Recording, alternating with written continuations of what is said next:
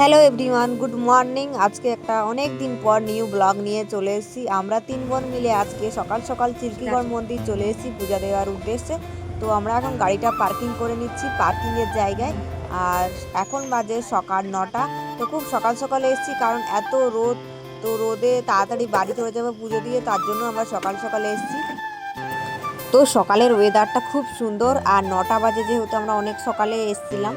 তো মন্দির চত্বরে আমরা এখনো পৌঁছাইনি, যাচ্ছি। এই রাস্তাটা কিন্তু খুব সুন্দর লাগে সবুজ প্রকৃতির মাঝে।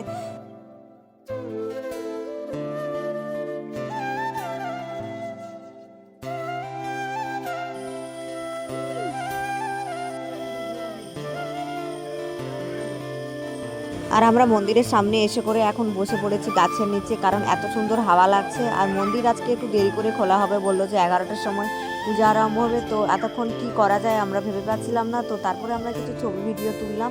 আর গরমে অবস্থা খারাপ হয়ে যাচ্ছে, তো মুখটা দেখতেই পাচ্ছ পুরো শুকনো হয়ে আছে। তো তারপরে আমাদের পূজা দেওয়া কমপ্লিট হয়ে গেছে। পুরোহিত মশাই 11টার সময় পূজা স্টার্ট করেছে। আর তারপরে আমরা পূজা দিয়ে এসে করে এখন এখানে কলা দিচ্ছি হনুমানদের।